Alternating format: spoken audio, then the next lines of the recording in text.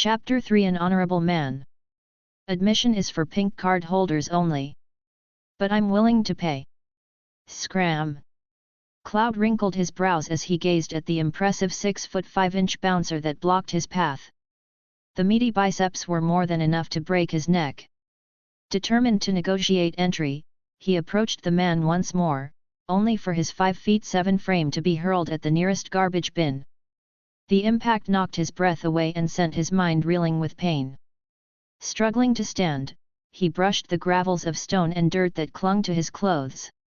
Sadly, the offensive odor of the waste left its indelible mark on him. A group of well-dressed men in suits passed by and jeered.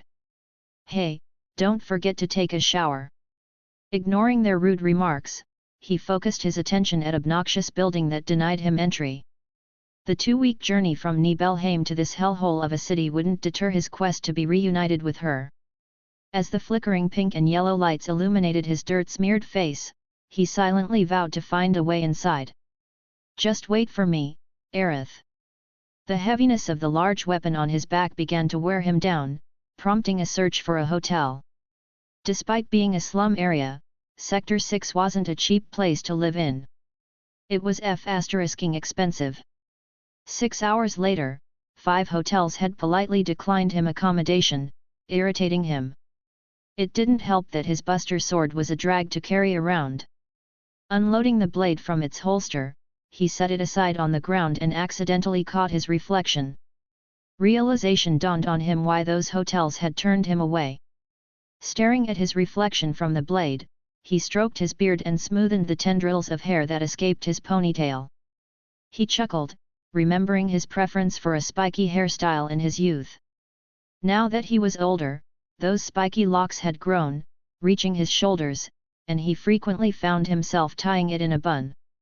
One day, he would cut the long locks and style it how it used to be. Until that day came, long hair was his preferred style. His wrinkled black leather jacket and pants was smeared with grime and dirt. "Looks like I need a hot bath, a shave, and a wardrobe makeover." Fortunately, a 3-story boutique hotel not too far from Honey Bee Inn accepted him. The composed front desk officer entertained Cloud's wretched appearance. At 1,000 gil per night, it was the cheapest hotel accommodation he found. In Sector 6, the average cost of a single-room overnight stay ranged from 2,500 to 5,000 gil per night. Receiving his room key, he couldn't help but about the blasted card. "Do you know how or where I can get a pink card at the Honey Bee Inn?" "No, I'm sorry," he replied. "Why do you even want to go in there?" "I'm looking for a friend." He showed the officer a picture Aerith gave him many years ago.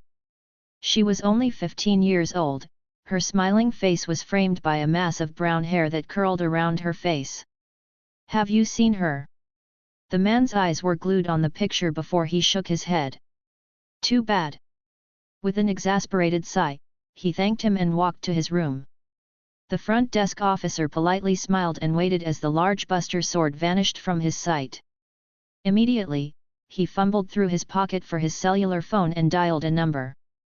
"Boss, guess what? Someone's staying here to look for her." Aerith once boasted to him her favorite city in world, and how she dreamt of seeing its bright lights and tall skyscrapers. He sighed, contemplating the view in front of him as he stood on a bridge.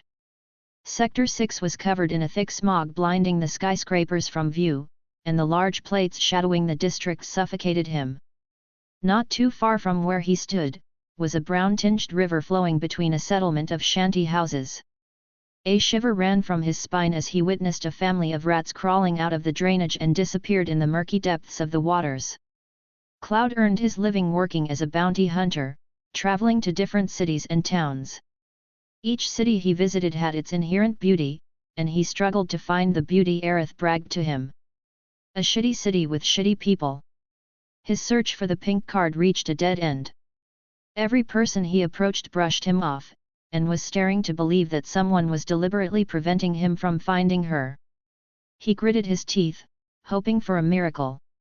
He dropped by the offensive building called Honey Bee Inn, observing the people who passed in and out. Most of the guests were well-dressed men in suits, often visiting in groups. It was a rare sight to find a single man pass through the intimidating bouncer. Cloud lost balance when a man with a staggering gait crashed and fell on top of him. Trying to wriggle from the weight and smell of liquor-laden breath, he pushed him away. "Free," he shook the man for any response. "Mister, are you all right?" The man was flushed and his speech slurred. "Must get into Honey Bee Inn. Do you have a pass? Condom in my wallet."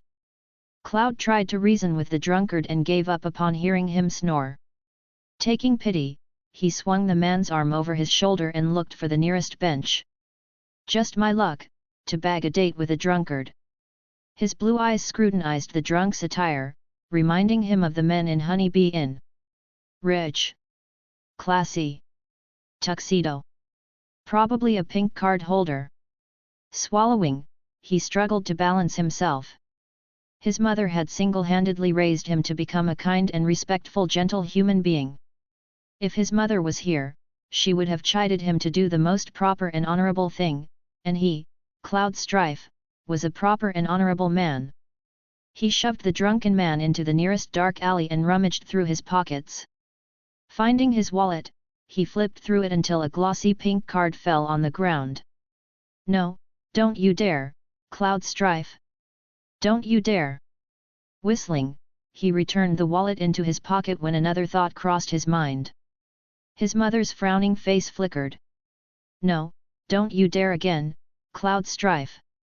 He undressed his dark tuxedo and pointed shoes, leaving him sprawled naked on the cold concrete floor. Fearing that he would be identified if he swapped his clothes with the drunk, Cloud slashed it into pieces and threw it in the garbage can. The man's wallet, save for the pink card, was untouched and left beside the unconscious man. "Sorry buddy, a desperate man has to do what he needs to do." Clad in the drunkard's attire with the pink card in hand, he made his way to Honey Bee Inn, where the familiar bouncer greeted him once more. Praying he wouldn't be recognized, he presented the laminated card.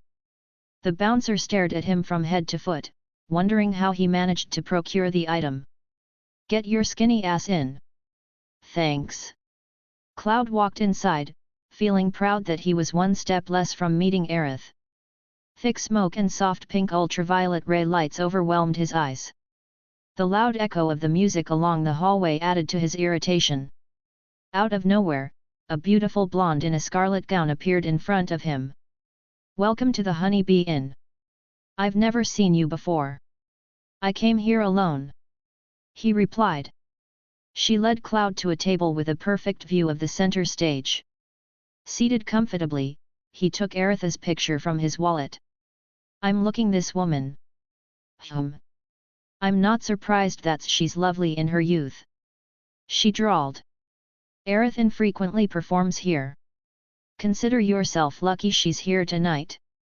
I thought she's employed here as a waitress." Her lips curled into a sinister smile.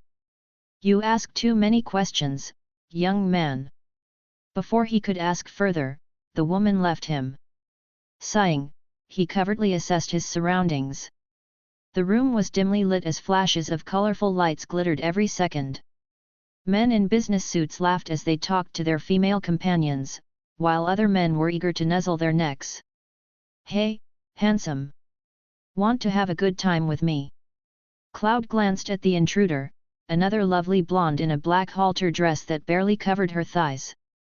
"No thanks, I'm looking for Aerith." The smile on her lips died as she turned to walk away from him. "Her again, hey? Geez, I don't understand what men see in her." He shrugged. "I guess I'll have a good time by myself then." Ordering a bottle of their best beer, he gulped it down, and nearly choked. "This is their best beer? Even Tifa's coffee tastes better than this." Another intruder sat beside him. This time, it wasn't a woman looking for a good time, but a tall red-haired man with strange markings underneath the corner of his eyes. Unlike the other men, his white polo shirt was untucked and his suit, unbuttoned. The handsome face crooked into a sheepish grin. "Haven't seen you here before. Where are you from, stranger?" For some unknown reason, the man's cheerful disposition unnerved him. Zack Fair once taught him how to identify a dangerous situation, and this redhead was danger personified. It doesn't matter. Yep, you have that non-Midgar look all right. He signaled the waiter for a drink. Are you a regular customer? Cloud asked. Appearing not to hear him, the red-haired man chugged down the cool beverage. Ah! This is the worst beer ever. He smiled at his casual remark, amused that not every Midgar citizen found the beer appealing. This isn't the worst beer. Yet, nothing is worse than mugging a drunk person and stealing their pink card. Some guts you have. Cloud didn't flinch as he sipped his beer. My mother didn't raise me to steal from drunk people. Yet, and I was born through my father's anus. It must have been quite a laceration. The stranger guffawed at his remark. You're a funny guy. Emptying his bottle, the red-haired man stood up.